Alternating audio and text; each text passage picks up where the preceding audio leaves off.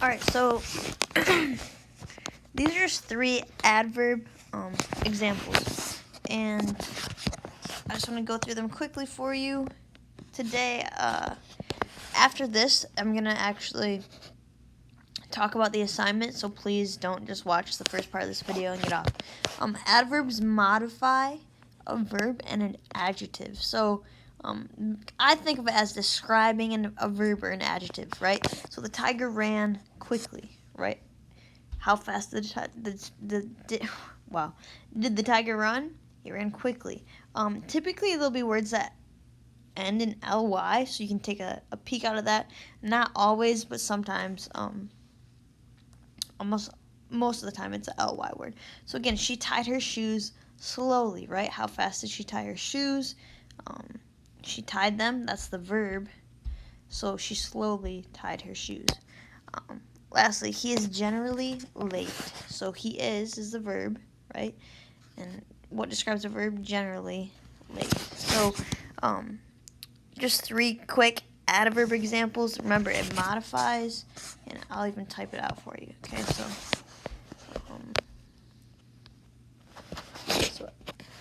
adverbs.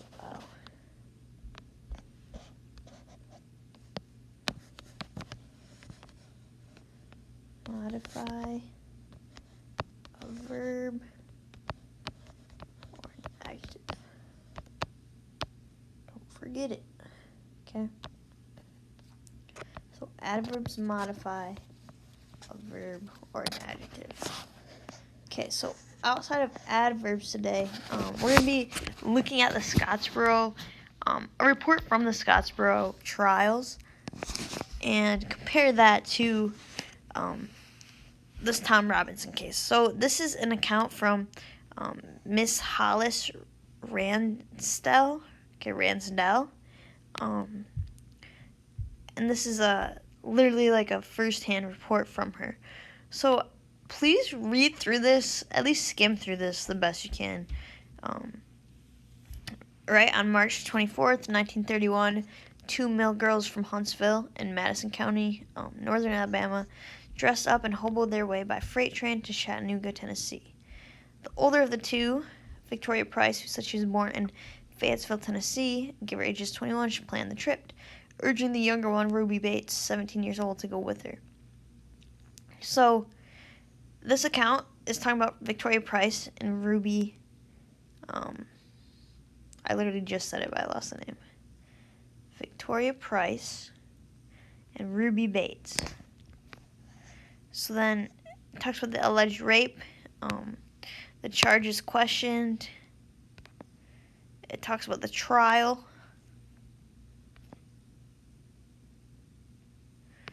And like what happened. So I'd encourage you to read this one because it's kind of cool to see. This is like why they made the charge. It's cool to see this like first-hand report, but then also just the info, I guess. Like this Miss Ransdell took time to write this whole report about this case because of, its peculiarity. So there's that, and then you have the Scottsboro Report webpage. So this is where, great.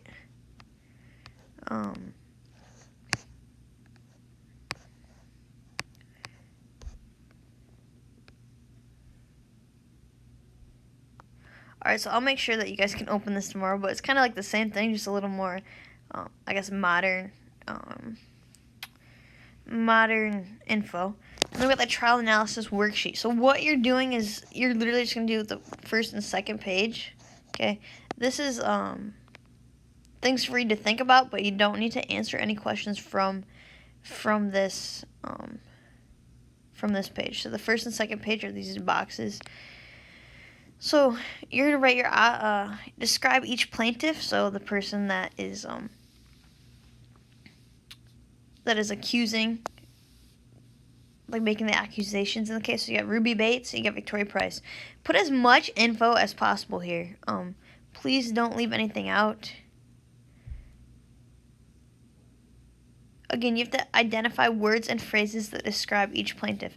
So you're literally picking things out of the report. So you're not just summarizing it, but you're literally picking bits and pieces from the report that describe Ruby Bates, that describe Victoria Price, and Mayella, and putting this in this report. So please use words and phrases from the report. And then again, you have describe identify words and phrases to describe the plaintiff's families. So then you'll have to do that in each case. So then you'll be describing their families. So again, use words and phrases from the reports from chapters 17 and 18 from Tom Robinson's trial, because I want to make sure that you guys understand this. And then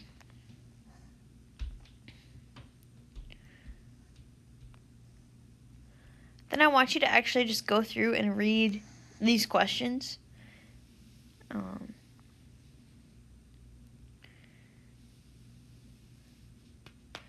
And especially read maybe this last one. How might a reader of the Ransdell report be influenced by reading it? How do Scout's descriptions affect the reader's understanding of Tom Robinson's case in To Kill a Mockingbird? So think about how the way something's written can influence the reader, because that's super important.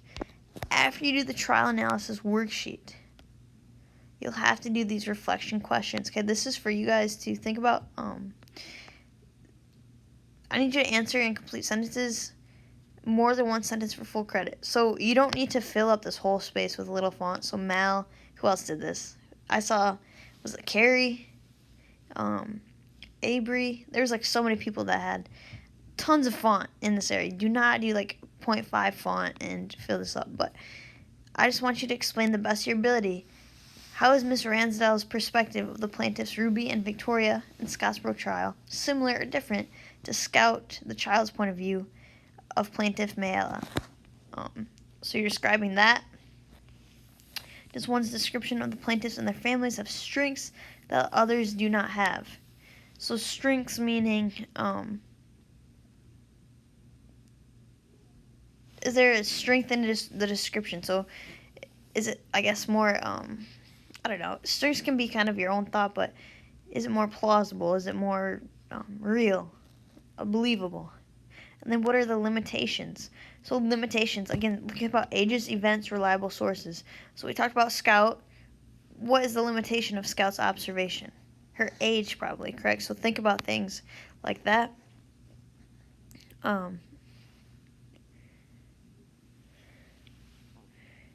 Talks about being courageous, her observations.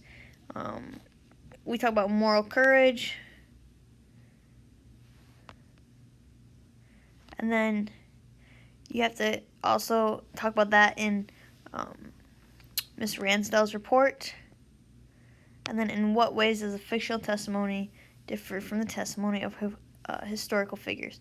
So again, fact is stronger than fiction. Is it true? Is it false? Answer these questions to the best of your ability. You guys, now we've talked about the Scottsboro report. We know that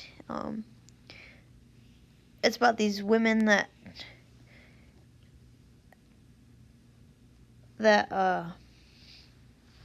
I can never find out the words I want to use. So they reported a rape for these men on a train, and really there was no rape that happened. So is a false